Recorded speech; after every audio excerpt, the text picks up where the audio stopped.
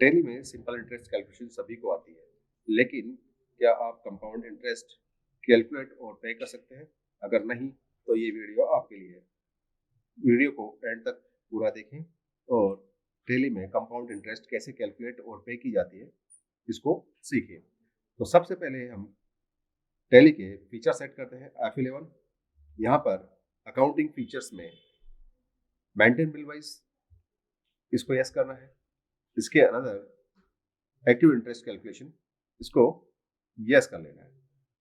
और क्रेडिट और debit note के ऑप्शन आपको यस करने हैं, क्योंकि हम इन्हीं के थ्रू इंटरेस्ट कैलकुलेट और पे करेंगे।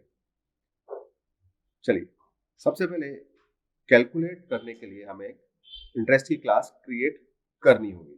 तो अभी हम यहाँ पर अकाउंट्स इन्फो में वाउचर टाइप में आते हैं।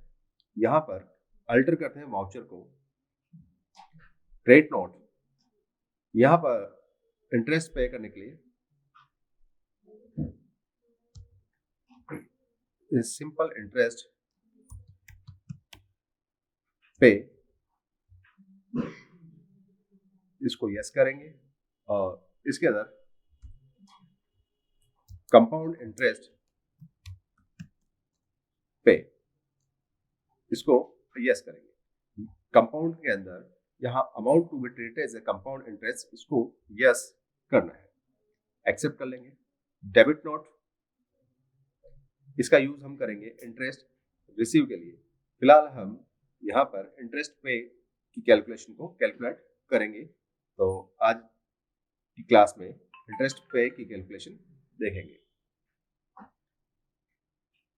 अब यहाँ पर लेजर क्रिएट कर लेते हैं इंटरेस्ट पे का, क्योंकि इंटरेस्ट पे का लेजर भी हमें एंट्री के दौरान काम में लेना होगा। क्रिएट करते हैं इंटरेस्ट पे, इसको रखेंगे हम इनडायरेक्ट एक्सपेंस के अंडर।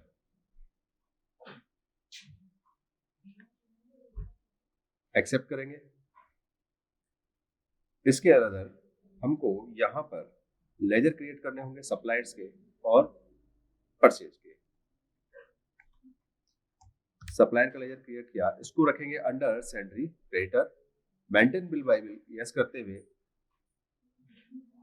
एक्टिव इंटरेस्ट कैलकुलेशन को यस करना है। Calculate interest transaction by transaction, इसको यस करना है। ओवरराइड को भी यस करना है। और यहाँ इसको सेट नहीं करेंगे, क्योंकि इंटरेस्ट हमने ओवरराइड किया है, तो वहां पर इसको अप्लाई करेंगे। सप्लाई की डिटेल यहाँ पर इनपुट करने के बाद हम इसको लेजर को क्रिएट करते हैं। परचेज का लेजर क्रिएट करेंगे, एंटर करते हुए इसको एक्सेप्ट करेंगे और बाहर निकल जाएंगे। यहाँ पर स्टॉक आइटम भी क्रिएट कर लेते हैं। इन्वेंट्री में यूनिट क्रिएट किया है और एक्सेप्ट करते हैं। आइटम क्रिएट कर लेते हैं। टी शर्ट हमने क्रिएट किया अंडर पीसेस या नॉर्म्स, जो भी आपको सुविधाजनक लगे आप उसके अंदर यूनिट्स के अंदर इसको रख सकते हैं। स्टॉक क्रिएट हो गया, लेजर क्रिएट हो गए और हमारी वाउचर क्लास अल्टर होके क्रिएट हो चुकी है। अब बारी आती है वाउचर एंट्री की। तो यहाँ पर हम सबसे पहले F9 परचेज की एंट्री पास करते हैं। सप्लायर से हमने परचेज किए टी शर्ट। सपोज हमने 100 टी शर्ट 500 के अकॉर्डिंग परचेज की। अमाउंट हुआ 50,000 रुपीज। इसको एंटर हमने किया। एंटर करने के बाद यहाँ पर इंटरेस्ट पैरामीटर में हमने इंटरेस्ट पे एप्लीकेबल कर दिया कैलेंडर मंथ के अकॉर्डिंग। चलिए ठीक है, ये एक्सेप्ट हो गया। फिर से हमने एक एंट्री पास करी सेम सप्लायर से।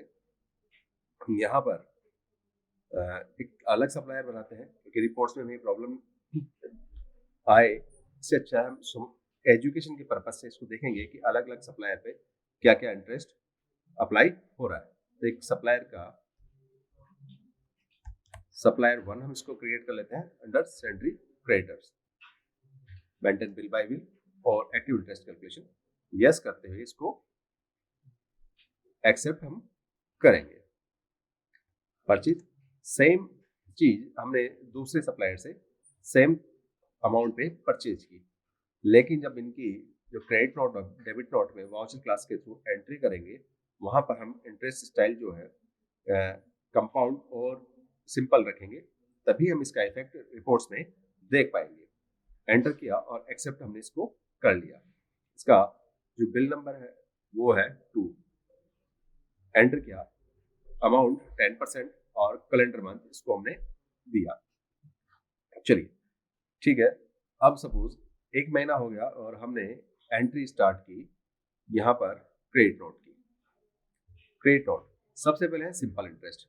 जो हम सिंपल इंटरेस्ट अप्लाई करें ये हमारे सप्लायर के लिए अप्लाई होगी और सप्लायर 1 के लिए हम कंपाउंड इंटरेस्ट का उपयोग करेंगे।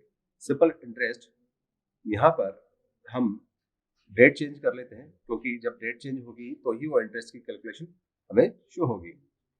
हमने डेट चेंज कर ली है। यहाँ पर सप्लायर को हमने सीआर किया और सीआर करने के बाद यहाँ जो इसका रेफरेंस नंबर है हमको चेंज करना होगा। 1 और 2 दो बिल ऑलरेडी यूज है, तो हमें नेक्स्ट नंबर या उसके अनदर कोई नंबर यहाँ पर इनपुट करना होगा। एंटर करने के बाद यहाँ पे इंटरेस्ट पे को हम डीआर कर देंगे, क्योंकि रूल्स के अकॉर्डिंग समस्त खर्चे हानि नुकसान वो डीआर होते हैं और हमने यहाँ सप्लायर को क्रेडिटर बनाया है, इसीलिए हम ये पेमेंट सप्लायर को पे कर पाएंगे। एंटर करते हुए इसको एक्सेप्ट करेंगे।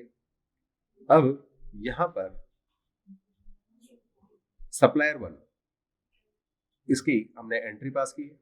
सेम इसके लिए हमने क्या करना है, पहले क्रेडिट नोट में कंपाउंड इंटरेस्ट को सिलेक्ट करना है वाउचर क्लास में से। कंपाउंड इंटरेस्ट यहाँ पर वाउचर क्लास में शो हो रहा है, पहले सिंपल था अब कंपाउंड इंटरेस्ट है। सप्लायर 1 के लिए कंपाउंड इंटरेस्ट हम अप्लाई कर रहे हैं। एंटर किया और इंटरेस्ट पे का लेयर एंटर करते हैं, इसको एक्सेप्ट करेंगे। अब हम देखना चाह रहे हैं कि इंटरेस्ट जो है कंपाउंड और सिंपल इसमें फर्क क्या होता है।